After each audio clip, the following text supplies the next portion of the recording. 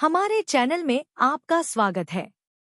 रोमांचक कंटेंट, ज्ञानवर्धक चर्चाओं और अंतहीन प्रेरणा से भरी एक शानदार यात्रा के लिए तैयार हो जाइए। प्रिया जी की इस बात पर ईशा के साथ सभी ने कंफ्यूज्ड होकर प्रिया जी को देखा।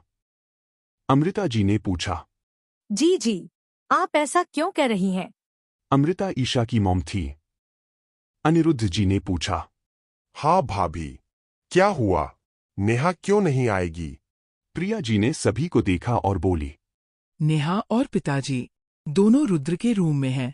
सभी ने बारी बारी से एक दूसरे को देखा। नेहा और दादाजी दोनों रुद्र के रूम में हैं? मतलब जरूर कोई बड़ी बात होगी, वरना रुद्र कभी किसी को अपने कमरे में नहीं आने देता। वेद ने अपनी मॉम से पूछा, मॉम, क्या आपको पता है दादाजी और नेहा रुद्र के रूम में क्यों हैं?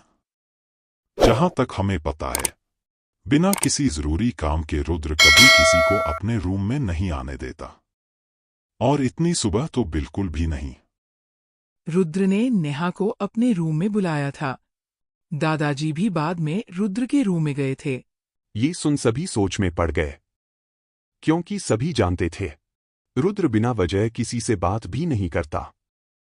रुद्र बिना वजह किसी से बात भी नहीं करता, ऐसे में उसने नेहा को अपने रूम में बुलाया है, जरूर कोई बड़ी बात है। उसके साथ साथ सभी के मन में भी यही बात थी। अचानक से वेद को कुछ सूझा। उसकी नजर ईशा पर गई। ईशा इस वक्त थोड़ी डरीसमी और शांत थी। उसके चेहरे के रंग को देखकर साफ पता चल रहा था कि वो कुछ छिपा रही है। ईशा, क्या नेहा ने कुछ गलत किया है?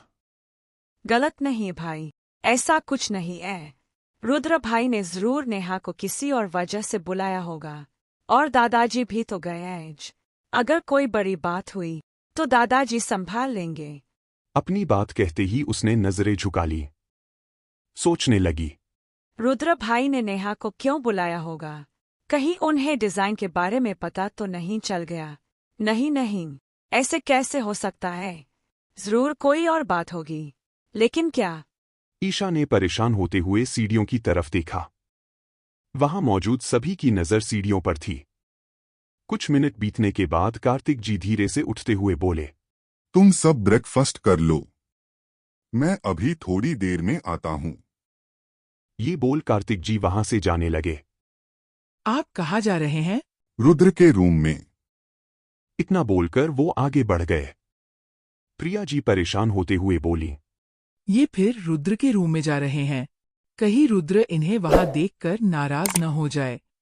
उन्हें अपने पति की फिक्र हो रही थी। संगीता की मौत के बाद दोनों बाप बेटे की दूरियां कुछ इस कदर बढ़ गई थी कि आज सालों बाद भी दोनों में बात नहीं होती। उन्हें परेशान होता देख अनिरुद्ध जी बोले, भाभी, आप ज्यादा मत सोचिए, भाई के साथ मैं जाता हूँ। ये बोलकर अनिरुद्ध जी कार्तिक जी के पीछे चले गए। जी, मुझे लगता है हमें भी एक बार चलकर देख लेना चाहिए। प्रिया जी को अमृता जी की बात सही लगी। आप बिल्कुल ठीक कह रही हैं। चलिए, चलते हैं। सभी के चले जाने के बाद ईशा भी वहां से जाने लगी। तुम यहीं बैठो, मुझे तुमसे कुछ बात करनी है। वेद की बात सुनकर एक बार फिर ईशा की धड़कन बढ़ गई।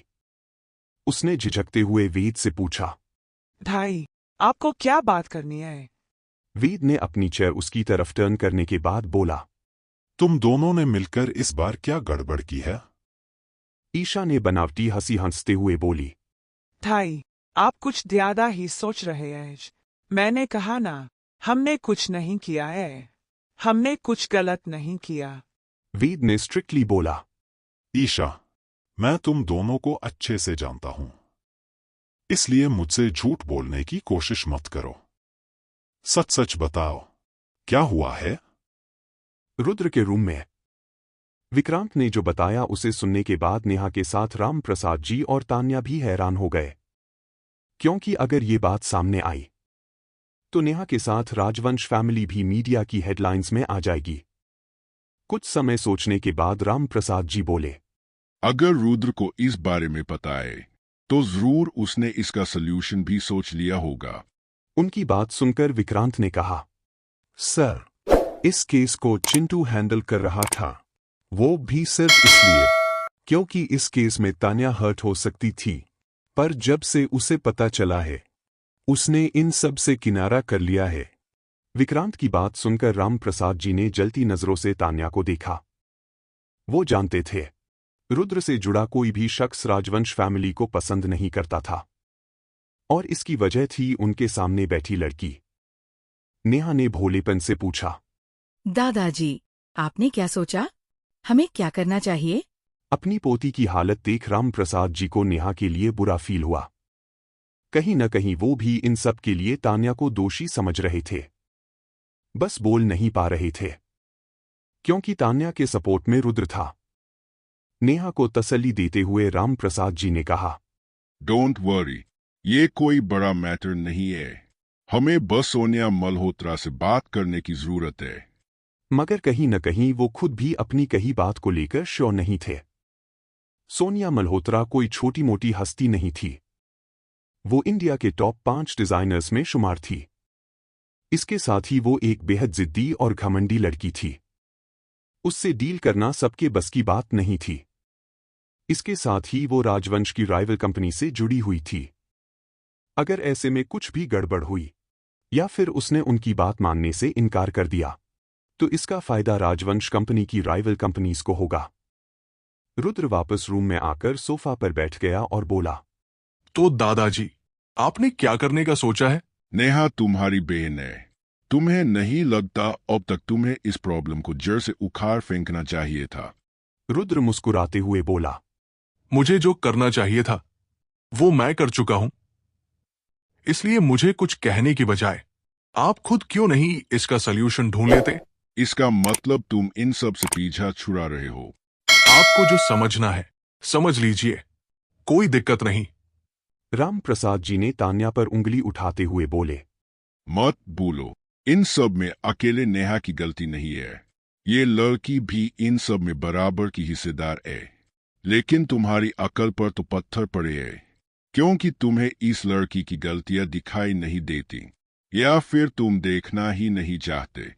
ये सुनते ही रुद्र का फेस डार्क हो गया।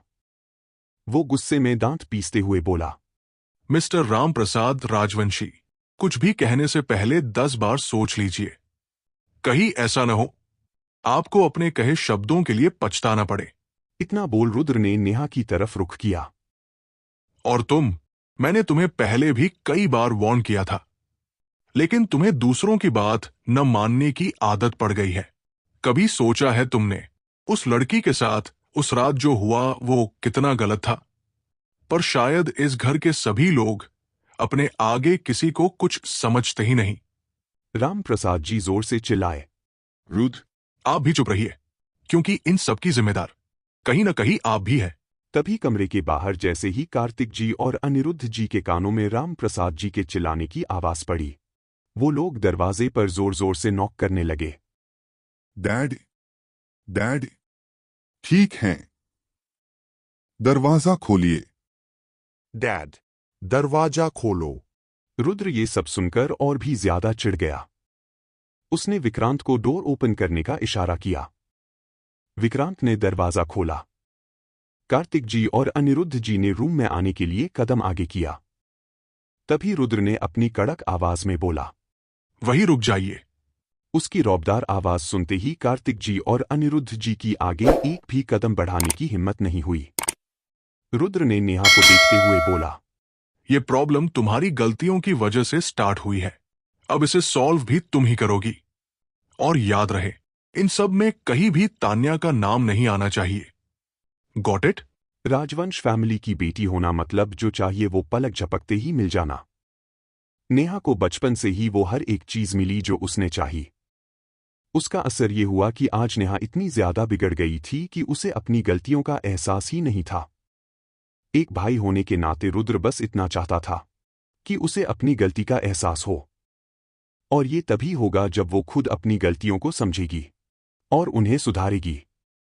नेहा ने डरते हुए उसकी बातों पर सिर हिला दिया। राम प्रसाद जी रुद्र को घूर रहे थे, मगर रुद्र को इन सब से कोई फर्क नहीं पड़ता था। वो बिना किसी भाव के बोला, अब आप यहाँ से इसे लेकर जा सकते हैं। उसके ये कहते ही नेहा रोते हुए भीगी पलकों के साथ वहां से दौड़ती हुई बाहर चली गई। राम प्रसाद जी भी बिना कुछ कहे कमरे से बाहर चले गए और उनके पीछे पीछे कार्तिक जी और अनिरुद्ध जी भी।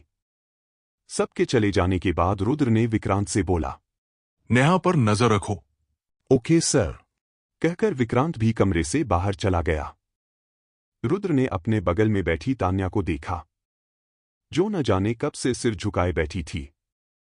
उसके सिर पर प्यार से हाथ फिराते हुए बोला, तान्या, क्या हुआ? क्या सोच रही हो? तान्या ने नजरें उठाकर रुद्र को देखा। उसकी आंखों में आंसू थे। उसकी आंखों में आंसू देख रुद्र का चेहरा फिर से काली अंधेरी रात की तरह डार्क हो गया। ये आंसू? तुम्हें पता है ना, मुझे तुम्हारी आंखों में आंसू देखना पसंद नहीं है। फिर तुम क्यों बार बार छोटे बच्चों की तरह रोना स्टार्ट कर देती हो? उसके ये बोलते ही तान्या के थमे हुए आंसू उसकी पलकों से होते हुए उसके गालों पर आ गए। असल में वो रोना नहीं चाहती थी, मगर रुद्र ने इतना स्ट्रिक्टली उसे डांटा था कि न चाहते हुए भी उसकी आंखों से आंसू टपक पड़े। ये देख रुद्र का दिमाग खराब हो गया। उसने गुस्से में तान्या की ठोड़ी पकड़कर उसका चेहरा ऊपर किया। दांत पीसते हुए बोला, क्या तुम्हें सच में मेरी बात एक बार में समझ में नहीं आती, या फिर तुमने मेरी बात न मानने की ठान ली है? तान्या ये बात अच्छे से जानती थी कि रुद्र को उसकी आंखों में आंसू देखना पसंद नहीं है। वो कोशिश भी करती थी कि रुद्र के सामने उसकी आंखों से आंसू न बहें, पर न जाने क्यों इतनी कोशिशों के बाद भी वो कई बार सिचुएशन के सामने मजबूर हो जाती और न चाहते हुए भी उसकी आंखों में आंसू आ जाते और बची खुची कसर रुद्र खुद ही उसे डांटकर पूरी कर देता था। उसके डांटते ही तान्या के सब्र का बांध टूट जाता और उसके थमे हुए आंसू तेज पानी की धार की तरह उसके गालों पर बहने लगते। उसकी आंखों से लगातार आंसू बहते देख रुद्र ने अपने गुस्से को कंट्रोल किया। उसके आंसुओं को पोंछते हुए बोला, ओके ओके, अब तुम रोना बंद करो और मुझे बताओ क्या हुआ? इस पर तान्या रुद्र के गले लग गई। छोटे बच्चे की तरह जोर जोर से रोने लगी। रोते हुए ही बोली, ये सब मेरी गलती है, ये सब मेरी वजह से हुआ है। अगर मैंने वो डिजाइन नहीं बेची होती तो कभी ऐसा नहीं होता। मुझे डिजाइन नहीं बेचनी चाहिए थी। मुझसे बहुत बड़ी गलती हो गई। अगर मैं डिजाइन नहीं बेचती तो नेहा कभी भी ये डिजाइन नहीं खरीदती और ये सब कुछ जो हो रहा है वो कभी नहीं होता। ये सुनकर रुद्र का गुस्सा नरम पड़ गया। उसने तान्या को खुद से अलग किया। उसके आंसुओं को पोंछते हुए बड़े प्यार से बोला, देखो, गलती तो तुमसे हुई है, लेकिन मैंने कब कहा था डिजाइन को सेल करने के लिए? इस पर तान्या ने मासूमियत से बोली, अगर मैं ऐसा नहीं करती तो मेरे पास पैसे नहीं आते और फिर मैं तुम्हें गिफ्ट कैसे देती? पहली बार तुम्हें कुछ दे रही थी और तुम्हें कुछ अच्छा, यूनिक और डिफरेंट देना चाहती थी। इसीलिए मैंने खुद ही लॉकेट का डिजाइन रेडी किया, लेकिन उसे बनवाने में बहुत पैसे लगते और मेरे पास बिल्कुल भी पैसे नहीं थे। तो मेरे पास अपनी डिजाइन बेचने के सिवा और कोई दूसरा रास्ता भी नहीं था। इसीलिए तुमने अपनी डिजाइन को इलीगल वेबसाइट पर डालकर बेचने का डिसाइड कर लिया। आगे क्या हुआ जानने के लिए सुनते रहिए हमारी ये कहानी, सिर्फ और सिर्फ मजेदार कहानियां पर। वीडियो देखने के लिए बहुत बहुत धन्यवाद। अगर आपको यह कहानी पसंद आई हो तो लाइक, शेयर और सब्सक्राइब करना बिल्कुल न भूलें। मिलते हैं अगले वीडियो में।